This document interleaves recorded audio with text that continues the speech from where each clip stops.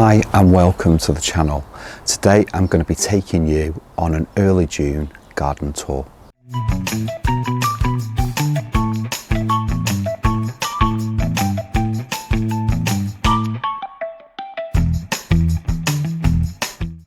The first plant I want to show you today is a real showstopper. This plant is amazing. Now, this is Astrantia major Jill Richardson. And Jill Richardson is such a gorgeous red. These flowers are absolutely amazing. Astrantias have quite interesting foliage. If you like, in many ways, it can remind us very much of a geranium type foliage. The flowers on this plant are stunning. We've grown Astrantia shaggy before, and that is a really fantastic plant, and that is a beautiful white, and it never failed to amaze. But to be honest with you, Jill Richardson, I'd say, in my opinion, is the best for me, because I just love the colour. I just think it's rich, it's velvety, it's absolutely stunning, and goes well with the geranium Phaeum, Morning Widow.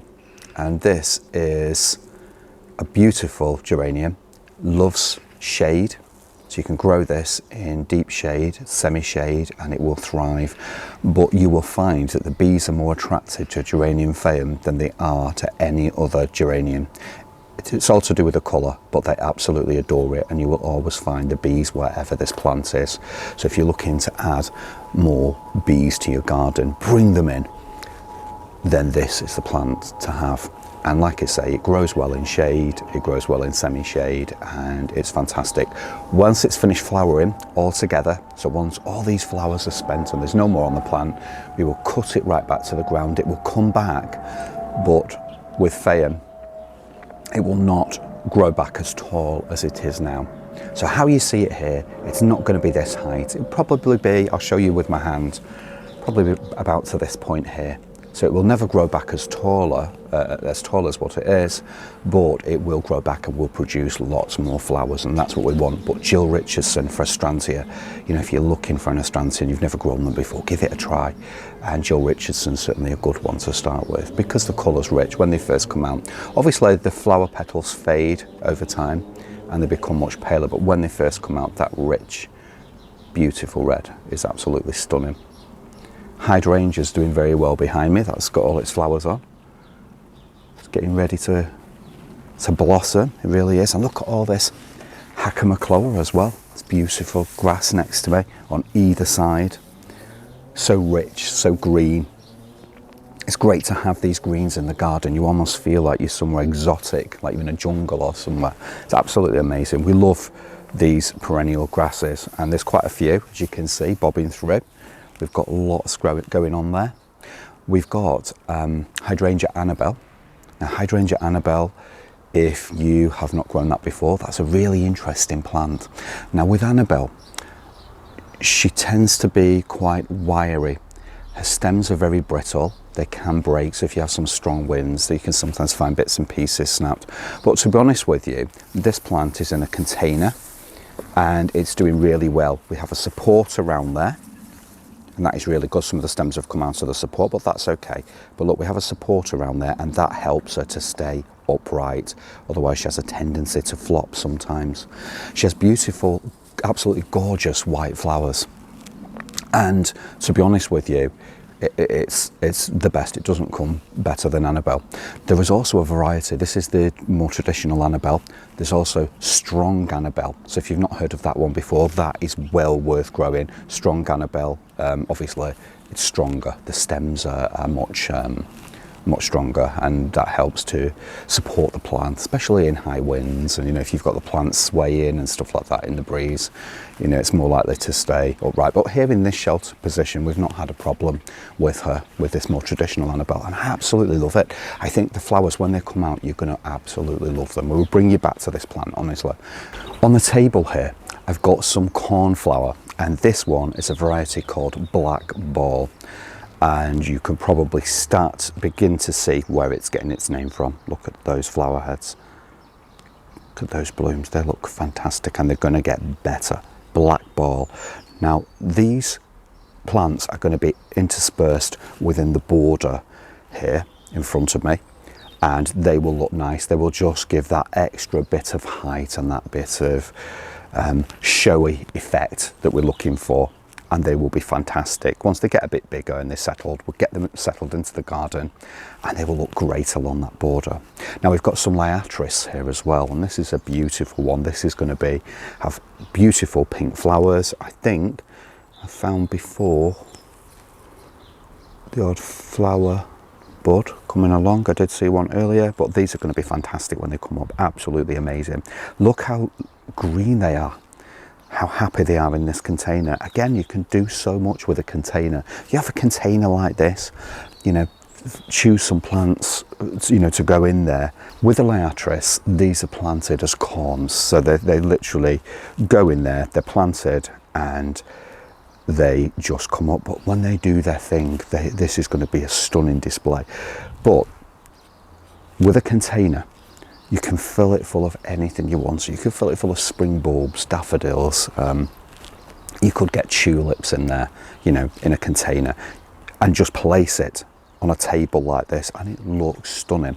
Do you like this as well? You probably remember Paul making this little tray a while back. I can't remember if it was last year or the year before. It might have been the year before actually, with our Mad About Gardening logo on. That is absolutely fantastic. We need to make a few more of these actually, because they're really useful in the garden, just to hold the plants really. So yeah, anyway, let's come and have a look. Now the perennial wallflower, so the Warburton's Fragrant Sunshine, has been doing fantastic. Again, that's providing scent for the area. But what I wanted to show you this time, because I do tend to focus on these plants a lot, are the plants this time that grow in between the ones that I always seem to talk about, and that is, one of them is Geranium Brookside. Geranium Brookside is something that we've grown for a very long time. It has the most beautiful saucer shaped flowers. They're absolutely fantastic. They're stunning. You know, they provide the bees with so much interest. The bees just seem to love going over to these, and we love to look at them. Now, Geranium Brookside, as I say, we've grown it for many, many, many years. It's a fantastic plant, but if you're looking for a great combination, it's Geranium Brookside right alongside. We've not done it here, we've interspersed the plants, but Geranium Brookside with Geranium Patricia. Now, if I can somehow find a flower on Geranium Patricia, yes, here we've got one. This is Geranium Patricia. Now, Geranium Patricia is much more of a thug compared to Brookside, but so this is a small plant, but eventually this could quite easily take over this space if we allowed it. But when you put Geranium Patricia with Geranium Brookside together, you will find just this instant pizzazz. I mean, look, we can sort of like do it here. You can get the flower sort of like not too close, but alongside. And when you plant these en masse, it's a really, really special effect. You get these two plants together, they just work well. They marry well together. Absolutely fantastic. And they're plants that we, you know, tried and tested. We've grown them for years. And, you know, as soon as they finish flowering, what will happen is this will get a chop back. So we'll get a chop right back to the ground with some gardening shears, some head shears.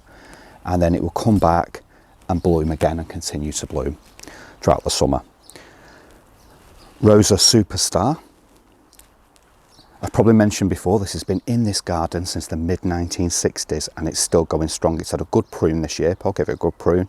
It's come back, beautiful orange blooms, very lightly scented, such a very delicate fragrance, but it's one well worth growing. It's not one that you see everywhere nowadays.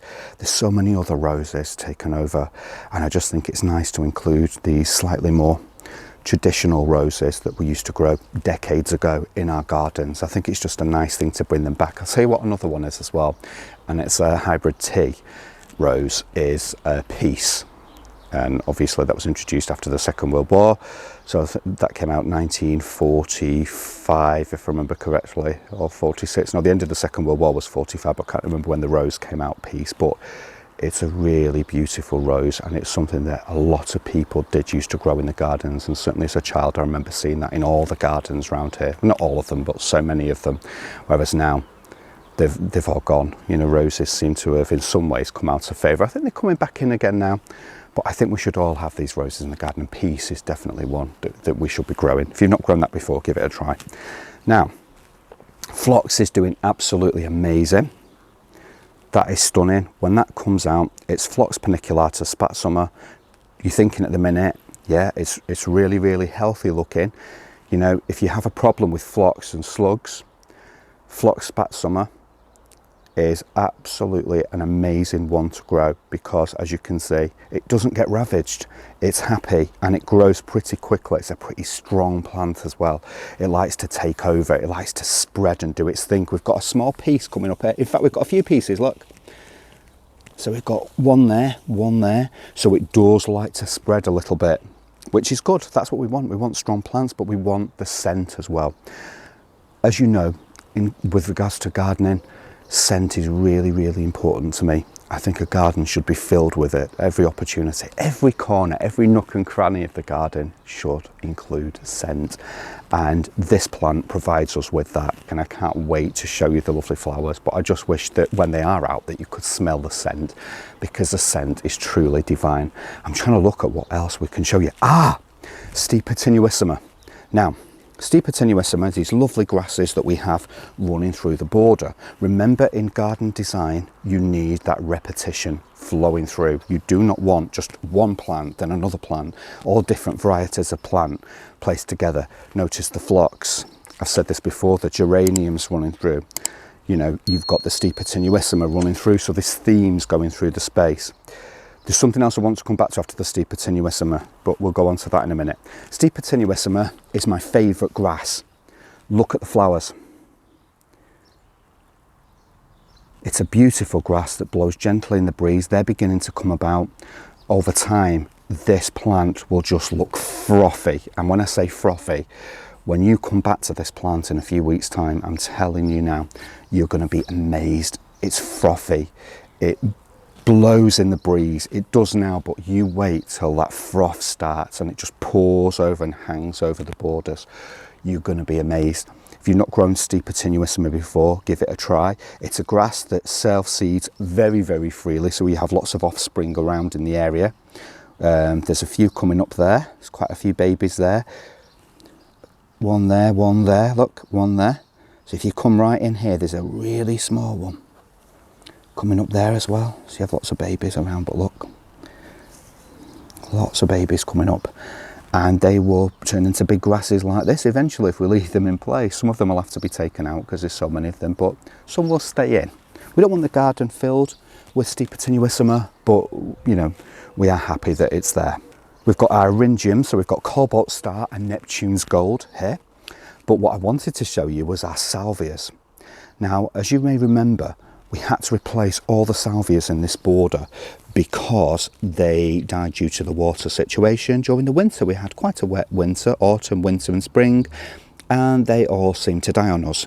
Well, now we've got our first flowers appearing on our salvia, and salvia is a beautiful plant. This is a variety called Salvia caradonna, and it's something, again, we've grown for many, many years in different gardens, and it just works well. It's such a beautiful plant. Eventually, this will be a tall plant. It's going to be really, really tall. And you know, like the tallies in the garden, and this is no exception. It's a tall plant. This is a good one. Here, I've got a beautiful one to show you. You can see its flower buds already formed there. And this is going to be quite tall. This will have lovely spires on, lovely purple plumes, and it will just look amazing. And I just think it's the best thing, one of the best plants that we have in the garden. It's one of Paul's favourites. It was a plant that was never really a favourite of mine till quite recently. So in the last few years, I've learned the value of salvias. If you've not got them, they're another plant worth growing. Again, they can be temperamental in wet soils. Some of the plants in this border do not like to be too damp, yet they've been fine. They've survived, they've thrived, whereas the salvia, we just lost every single one. But that's the importance of taking cuttings, because when you take cuttings and grow plants on, keep them somewhere safe, you know that if over winter you lose plants, you're not upset. You've not then got to go to the garden centre or plant nursery to buy more. You know, sometimes we do, you know, we are serial plant nursery people and garden centre people. We go around so many different garden centres and plant nurseries, but that's great, that's fine. But sometimes you have to take precautions as well. And this is one of those occasions where you really need to start planning ahead and think, well, in case I lose all my plants, what am I going to do? And the best thing to do is to take cuttings. And we've got lots of videos that show you how to do that as well. I'm trying to look at other things that are going on in the garden because there's so much. The Aqualichas are coming up. We've got Black Barlow in here. Now, this one's grown a little bit, but they would normally be much taller. This plant, this is Aqualichia Black Barlow. Very beautiful plant. They've not done as well as what we might have liked this year, but who knows, next year they could be fantastic. We've got our drumstick alliums here, and these, oh, look at the height of them, and they're going to be gorgeous when they flower. They, again, are in repetition through the border, but these ones are much smaller at the moment, but they will come on, they'll be fine, honestly, and there's some repetition going on there.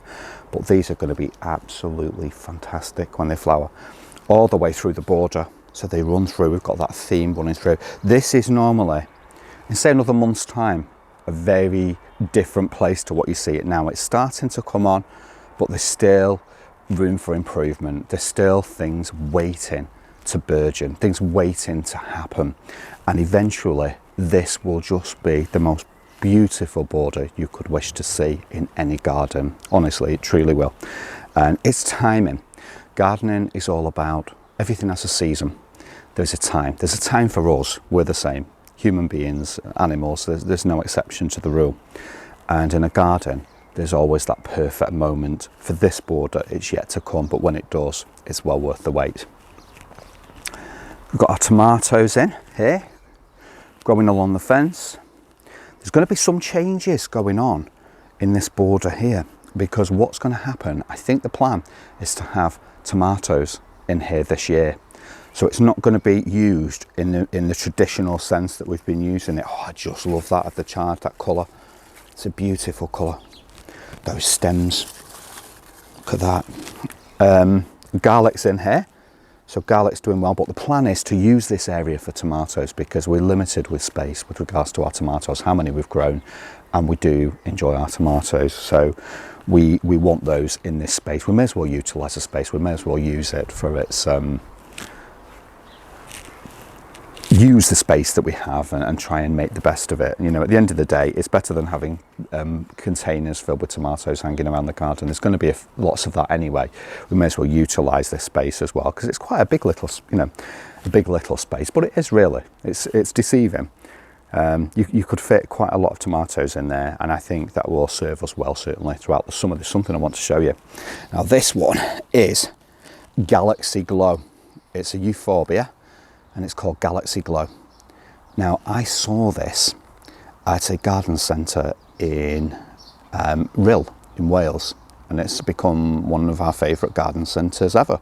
It's a fantastic place where we love to go, and just look at the colours. It does look like a galaxy, it really does, and that glow, it's almost otherworldly. It's truly amazing. Now, we used to grow a lot of euphorbias years ago. We have a few, you know, one or two in the garden. We've got one over there that I can see. But I will tell you now, I've recently developed a love for euphorbia, and I really do believe that it's going to become one of my favourite plants at this time in my life now. It used to be geraniums and still is, by all purposes, it still is, but euphorbias just do something for me now that they never did before. I don't know why. When I go into a garden centre or plant nursery and I look at the euphorbias and the different varieties that there are, I just think, wow. And when I saw this one, and there's also another one as well with the dark, very, very deep dark foliage. It is, I cannot remember the name of it. It will come back to me at some stage. And they were actually placed together. So you had Galaxy Glow and this other Euphorbia with it, with a very dark, deep red foliage. I'm sure Merlot come into it. Something Merlot, I can't remember. Anyway, these two as a combo were fantastic. So this other one with the dark foliage, and this Euphorbia. It just looks, oh, it was out of this world. Literally, speaking of galaxy, it really was out of this world. And I thought to myself, yes, I love these plants, and I can certainly see myself collecting more over the coming years and becoming quite a collector of Euphorbias. So that's something, it's another little interesting hobby for me to have. With Euphorbias, when you're handling them, please be careful. They contain a white, I was going to say a gorgeous white sap. It is nice looking, but it's a white sap. So if I was to snap one of these stems now by mistake, white liquid will come away from the stem. If I was to get that on myself, it can be quite an irritant, so it can cause a lot of problems if you're not careful. So probably better when you're handling Euphorbia, really, is just to wear gloves, really, just to avoid any irritation, just in case you're a bit more sensitive than most people are. Because sometimes, I mean, with me, it's a privet hedge, golden privet hedge. I come out with a rash on my arms. Golden privet, big lumps all over my arms. So, you know, it's one of those things, isn't it? But it's well worth it, and if you just wear gloves. But that, come on, who doesn't want that in the garden? That's the best Euphorbia I've seen so far, and its counterpart that I can't remember the name of, but it'll come back to me eventually. Now, moving on. Geum's doing great in the pot. Few spent heads, but we can soon deal with that. But look at that again, the value of pots and containers in the garden. That's something that has just been placed there, filled to the brim, packed to the rafters. It's loving it, it's happy there. It's a focal point when you come out into the garden, when you walk along the grass at any angle, when you're in the house, from upstairs, downstairs, you know, you can see this, and it's a focal point, it really is. I'm going to go through this area first. Our rosemary's doing great. That's getting ready, that will be getting ready to flower soon. I just love brushing past rosemary, just rubbing my hands against it. That is gorgeous. Now, this is also one of the main things that I wanted to show you. On the last tour, they were just beginning to come out. They were just starting to flower, and I'd say it wasn't as significant. Look at it now. This is Centranthus ruber. Centranthus is the most gorgeous plant you could wish to have. It's a rock plant. It loves to grow in rocks and crevices. In North Wales, some of the places where we visit, this grows everywhere. You will see this plant growing next to the railway, along the coastline. You will see it growing out of people's walls. It really does get everywhere, and I just love North Wales. That's one of the reasons why I like it as well, because you just get to see this glorious plant just growing everywhere, as I believe it should be. It's a beautiful plant, and why would you not want this? I know it can be, you know, quite a prolific self-seeder. It seems to seed everywhere, but when you see it and you see these proportions, you think, why would you not want that? There's also a very delicate pink variety, and also white as well. Okay, so you normally get the three, sometimes together, but ruber is my favorite one. I love that red. It does fade, so they open up quite red, and then it just gradually fades to a more pinky red over time, but well worth it. There's actually a video that I'm going to be making soon about the Centranthus in North Wales. I'll be doing that at some stage soon. Now, onto the geranium. This is Geranium nimbus. We've grown this for many years. This is gorgeous. Just look at that. Look at the flowers. They're lovely. Again, the bees love it. And it's just, I love the foliage. I really love this foliage, and I love the stems. It's just so lovely.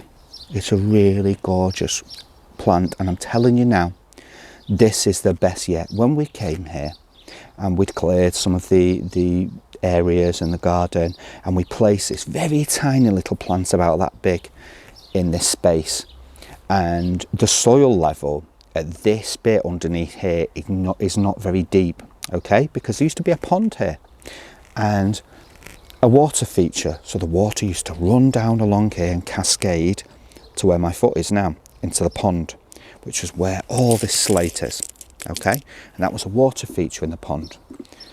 Now, when we put this in, it was tiny. I do not think it was very happy here.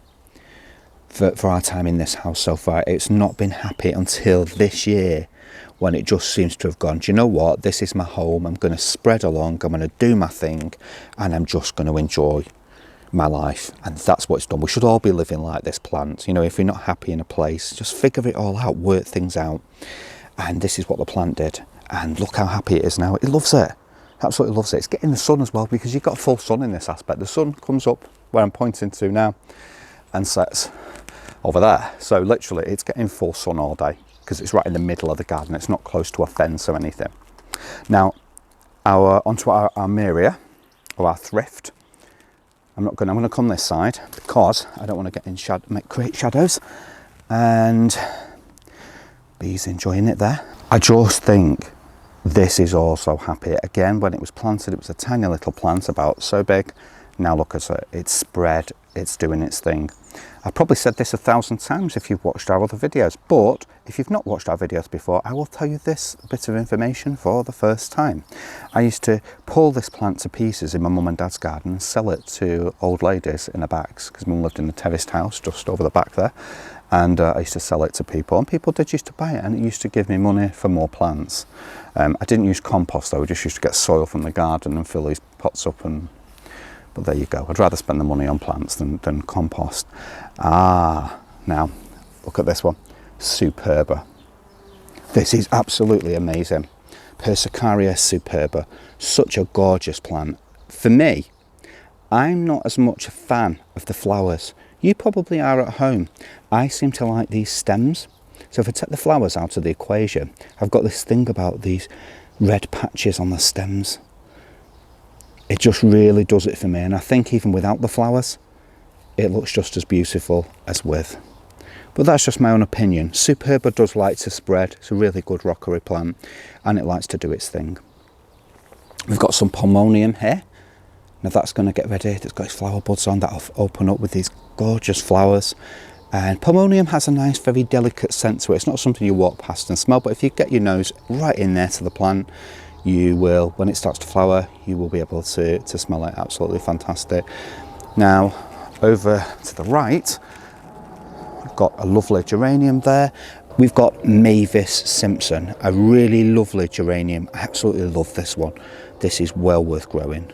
Mavis Simpson, a fantastic geranium, very low growing, great for a container, and it's only starting off very small like this. As the season progresses, it will expand and just spill over all these rocks and just take over this area here, and it's a really nice one to grow. Look at this one, look at this beauty. Now Paul's got them stood to attention like soldiers.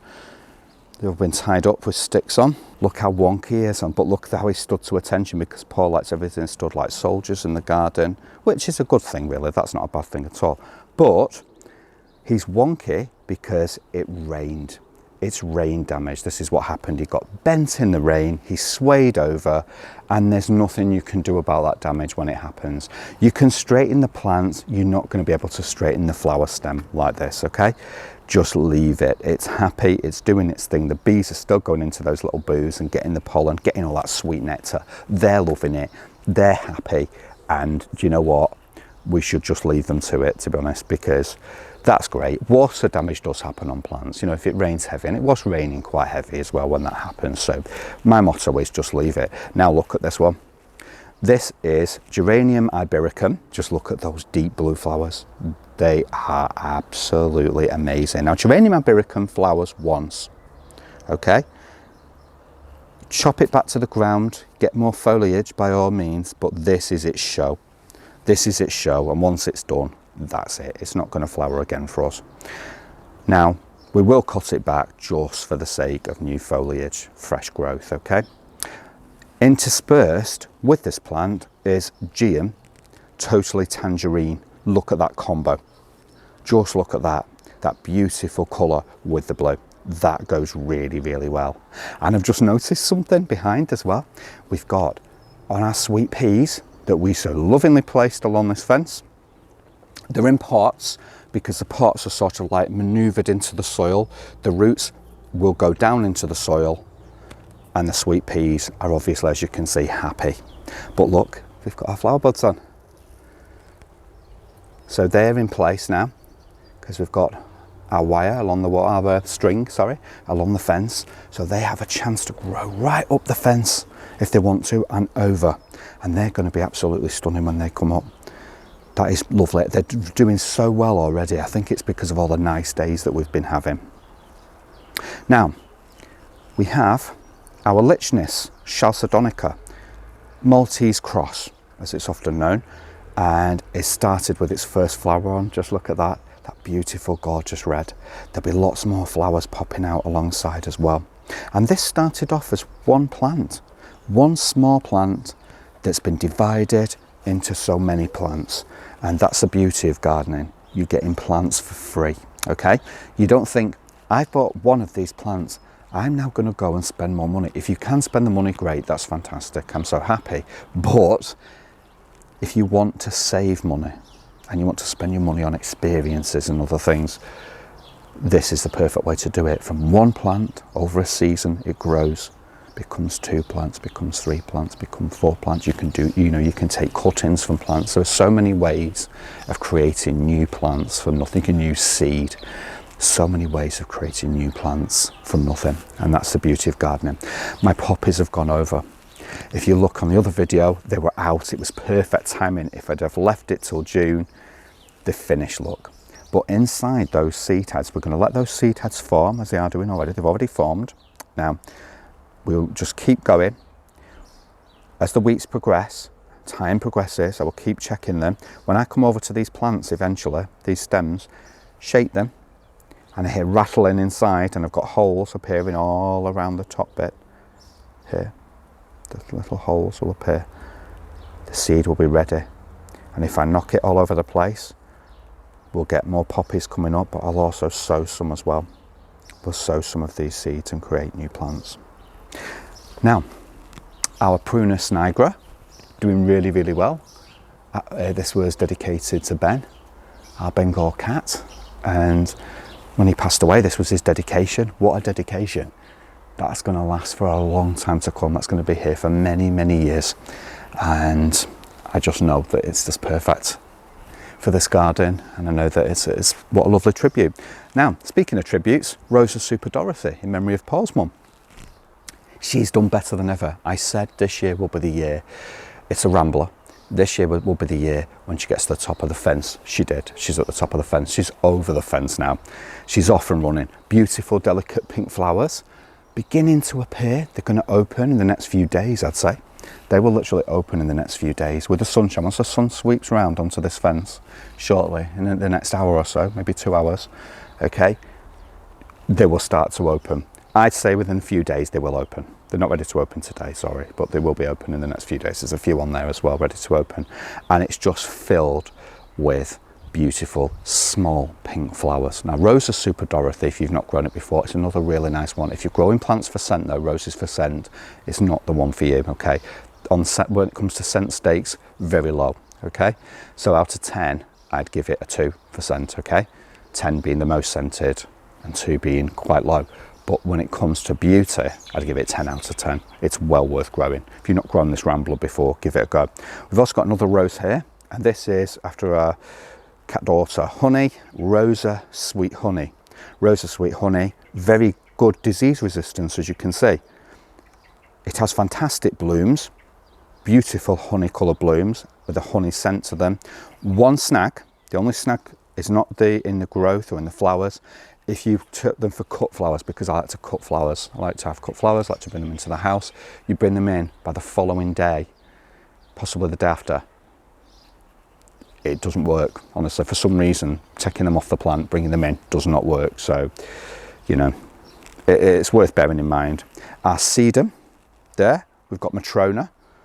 Look at the purple veins running through the foliage and the purple stems. Look at that, sedum Matrona. That's going to be lovely when that comes out, and the butterflies will absolutely adore this plant when it comes out. Here we have our beautiful Scabious, and I look forward to this plant every year. These are our buds ready to open, but when it does open, just look at what you get. That is gorgeous. That is truly a garden worthy plant, so delicate, quite traditional of the cottage garden, and that's what we like. We love our cottage garden plants. Now, Sedalcia over here, and that's doing really well. Just look at those beautiful white blooms. I love it. I truly do love it. You cannot beat it. And then down below, just underneath Ben's tree, we've got Penstemon apple blossom, and that's going to be going into this space. We did have some Echinacea white swan in the area, but it was just being nobbled. We love Echinacea, but it was not, what shall we say? It was being eaten. It needed to come out, so unfortunately it just didn't work. And so the Penstemon will do nicely there. And these have been in containers since, you know, for over a year now. It's about a year, isn't it? Just over a year, can't remember. But they've been in those containers for a while, and I just think it's nice for them to finally go into their home. And I think they'll be very happy there. Now, look at this beauty. Look at this Slug. Persicaria and Plexicolis firetail. And just look at that for a plant. Look at that for a beast. And it's going to have the most gorgeous red flowers. These red plumes coming up, and it will just be, oh, every year I look forward to this. I really do. I love the fact that it's sluggish as well. I love the fact that it takes over the space and dominates the space. I really do like that. Now, we've got an interesting story here. This nepeta, the old nepeta, has been taken out, or catmint. Been taken out because the cats were loving it too much and just flattening it. It's been replaced with this new nepeta. Now, this variety of nepeta, oh, it's beautiful. It smells so lovely. But this variety of nepeta is cat resistant in the way that its habit and the way that it grows. So it's quite sturdy. If you look, it's less likely to be attractive to cats. And cats seem to leave it alone. And the proof is in the pudding. Where is the evidence? Show me the evidence. Well, the evidence is here. It's not been flattened. Normally, we would come out and any catmint will just be squashed to the ground, literally. The cats have left that one alone. This nepeta is from the Grandiflora range. And because of that, it's less attractive to cats. Cats do not want to devour it, lay on it, you know, flatten the whole thing. That's the reason why it's still standing. This one is Nepeta Grandiflora Summer Magic, and it's such a gorgeous plant because it is a Grandiflora variety. It will mean that the cats are just not attracted to it in the same way that they would be to other nepeta. So Summer Magic, if you've got a problem with cats in your garden and you know you don't know what to do, you can't grow nepeta, Summer Magic is the one for you. Just look at it, and the evidence is here right in front of you. It's happy, it's thriving, it's not been demolished, and that's the beauty of it. It really is. It doesn't get much better than that. Now, our Eupatorium, after all the slug damage and everything else that's been going on, as I say, we've been going slugging at night time. We've got a situation where now finally it's beginning to grow back.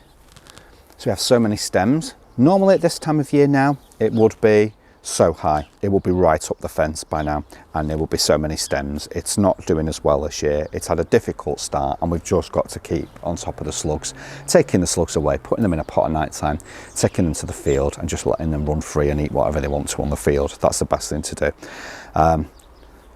Look at this beauty. Geranium, Mrs. Kendall Clark. Mrs. Kendall Clark. She's not subtle, is she? She's subtle in her colour, but look at the strong stems. Just look at these strong stems. She is an amazing geranium. Again, if we cut her back, she will not flower again for us. But that first flush of flowers, that original flush, the only flush, is well worth it. We've caught it at the perfect time. A few more days and more flowers would have opened, but the perfect time is now. Goes very well with the pink as well of this geranium here. Goes really, really well. But you just can't beat it. Our Crocosmia, lucifer, growing really tall, beautiful red flowers that we'll have eventually. Now, lucifer is my favourite Crocosmia, honestly. It is the best. I just love lucifer. You cannot beat it. And When these flowers come out, I'm going to be sat out here, probably sat on these bricks, just watching the flowers because I just love them.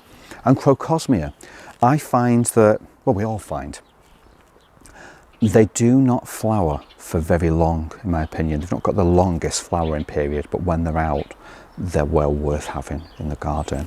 What I keep failing to mention when I do bring up Crocosmia is that these are Crocosmia that we grew from corms that we bought from Gloucestershire.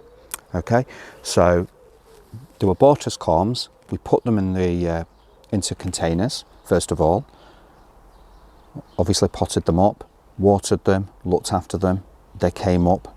Now they're in the garden, okay, and they are thriving, but it's going to take a while for them to flower. They will flower this year, okay, so we're just waiting on that, but you've not got that same instant thing than when you're buying from a garden centre already there.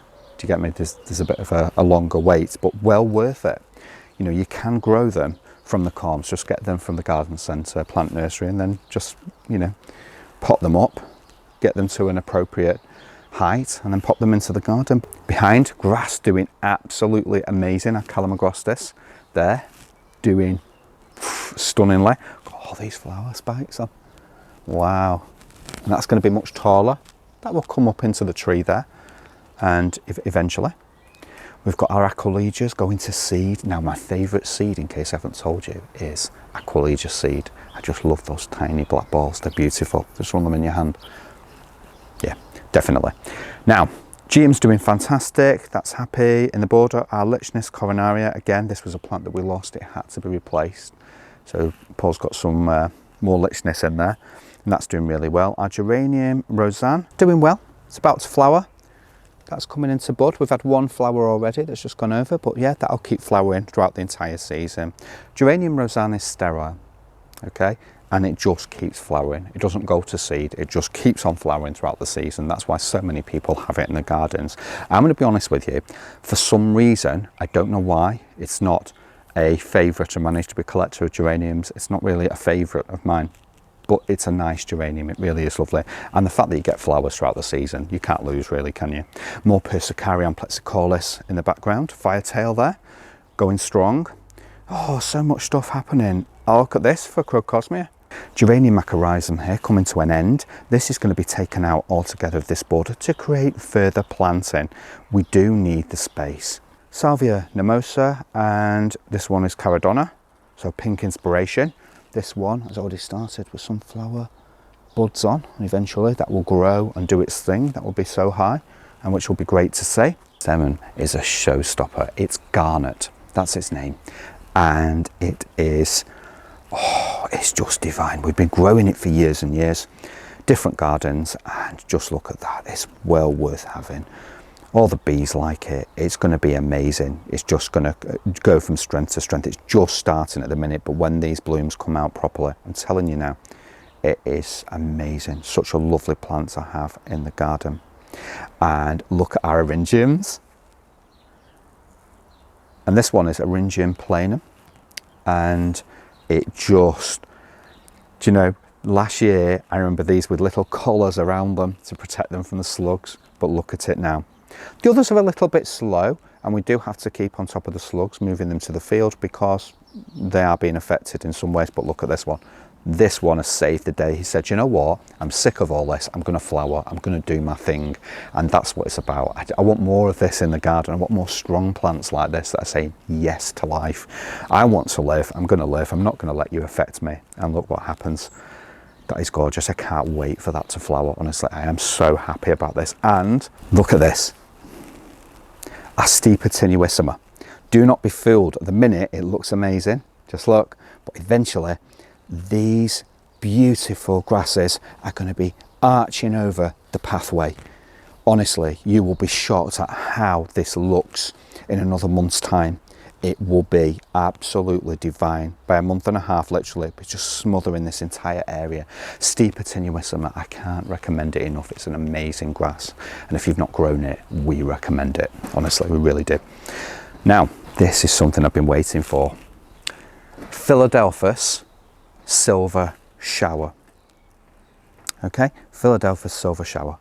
Look at the blooms, but the scent here and now. is amazing. Philadelphus, also known as mock orange. So it's like an orange blossom scent in this whole area. Absolutely gorgeous. That is amazing. I love Philadelphus shrubs. The first Philadelphus shrub I had was obviously the 9 or 10 when I had it in Mum's garden. I can't remember. And it was bought from Woolworths for 98 pence or something like that. It's Philadelphus virginal. And it was an amazing shrub that is still in the garden today and is about to flower in Mum and Dad's garden now. Everything is going so well. Oh, these are amazing. Come and look at the strawberries. Come and look at these. Our alpine strawberries. They're doing so well. We've already had some from here already. So there's not that many on because we've already been eating them. But they'll go a lovely, beautiful red. And they're so sweet, they're so lovely. I love alpine strawberries. I never used to, but I actually prefer them to regular strawberries now. This area is a work in progress. This is another video altogether. I'll not tell you too much because it's going to be another video altogether. But we've got some great stuff going on here. Buddleia's doing well. Again, Phlox David. Remember the repetition that I said? It's nice to bring things over from one side to the other side. You need that repetition for the eye. The eye needs to bounce across. Our Ligualaria. Doing really well. It's got its flower heads on, so it's waiting to come up, and they will be beautiful yellow plumes when they come up. They will be absolutely stunning. Again, this is the one that sulks a lot. I always mention this. If it's too dry, it will begin to wilt, and it likes the water, it likes moisture. So it doesn't want to live permanently in moisture, but it wants damp soil. So it does like a damp soil. So if you've got a damp soil with sun, this Ligualaria will be perfect for you, if you can find Ligualaria anywhere. Oh, ladybird. Come and look at this beauty. It's a ladybird. And that is on the Fuchsia Magellanica. Fuchsia Magellanica is the traditional fuchsia that you used to see in everybody's garden years and years ago. Certainly as a child, I remember this all over the place. Everyone used to have it. And now it's not the, doesn't seem to be the done thing anymore. Lots of other fuchsias are, but Fuchsia Magellanica, I think, needs bringing back into gardens. I created a whole video about this. Really do need to bring it back. Our Buddleia that we placed in the garden here, doing really well. That's happy. It's a new Buddleia. So that's going to fill this space here. We've got Alchemilla mollis here. And remember when I mentioned the acid green flowers? Well, here they are. Alchemilla mollis, a traditional cottage garden plant in so many ways. And just look at how wonderful the foliage is, the leaves, but look at the flowers. Those beautiful flowers. So delicate, so worth it. I've always wanted to do this. It's something that I'm unsure of. No, not much scent from those. I was just curious because it's something that I've never done before. I've never smelt that to see. Trees doing great. We had a major cutback of the jasmine because it was just all over the place. It was everywhere, and there was the roses coming through. It was just a mess. But look at it. Stems are coming back, so we'll be able to feed these stems through. And we'll get some flowers later on in the summer, most certainly we will. Over here, because the pond, as I said earlier, was in the area where the rockery is now, pond was here, we've got our irises here. And these were on the edge of the pond, and they're still here now. So occasionally when it's really, really dry, I will just give them a bucket of water, a watering can full of water, and just, but they're going over. I'm glad you've managed to see them now because they are just about to go over. Strawberries on our stacker system doing absolutely amazing. Look at that, they are fantastic. And this is a wonderful idea if you have a balcony garden and you want to save space. You've got a sunny aspect, but you want to grow strawberries, you want some fruit, but you've got limited space. Use the stacker system. You know, these home and bargains, the pound shops sometimes have them in. You can get these in a lot of places, and as we did, and you just fill them. Look at these strawberries. So we're going to do well. Just remember to keep it watered. There is a danger, if you're not careful, of the lower ones rotting because the water filtering through, but not always. Just keep an eye on the situation. Just make sure they're well watered, but not everything's waterlogged. I just had to show you this one. This is Digitalis Excelsior mixed, and I just love it. Notice that the flowers on the Excelsior go all the way around the stem. Normally, so on the native species, so Digitalis purpurea, the flowers would all be at one side of the stem and not all the way round as they are on this one, okay? So the native species, you end up with flowers just on one side, whereas on this one, they're all the way around. And what a wonderful Digitalis to have in the garden. Look at this one as well, look at this. They're doing so well. They're so happy. Not as big as the massive one we had in Sheffield years and years ago that was like half the height of certainly the lower floor of the house. Well, I'm exaggerating slightly. It was big. It was massive, and we've never grown anything quite like that ever since. But there you go. But this one is a lovely one to grow in the garden if you don't already grow it. I do like the traditional ones, I must admit, but these are nice to have in the space. And because they're all the way around the stem as well, the flowers are all the way around. Remember that bees love these plants. I do like the way that the flowers do go all the way around like that, but there's a native one over here. If I show you this one. So we go to the native species. Look, the back, there is nothing. And all along one side here, so if we swing the cameraman round, they're all on one side. Okay, all on one side. And that is pretty impressive. I think they're beautiful. I do prefer these varieties. Digitalis purpurea, a gorgeous one. And notice where it's growing as well. He's grown right in a crevice, so right in a gap in the rocks there, right inside, and he's happy. And occasionally on really dry spells, what I did when he's first emerging, I'd give him a little help along the way. I'd come out and just pour the watering can along there so that the water would run down. I know we've had a lot of rain this year, but there's been a time where it was quite dry, and I just wanted to give him the best start, and it's truly paid off because he's rewarded me with these fantastic flowers. But I love this central section. Lots of Geranium macrorrhizum that could do with thinning slightly because he is taking over. Lots of other plants. Geranium painter's palette has its flower buds on. I can't wait to show you these when they flower. I promise I will bring you back and show you all these as soon as they begin to flower, because painter's palette, or splish splash as it's known, absolutely gorgeous. Beautiful white flowers with splashes of a purpley blue running down each in different parts of the flower itself. It's my favourite geranium, to be honest with you, but he seems to have been struggling at first to take hold. Now it's happening. He's getting the height. He's coming up in style. He's doing his thing. Right, I think that's everything for the garden tour today. So you're with me. June is here, and what a fantastic time to be around, to be out in the garden and enjoying life.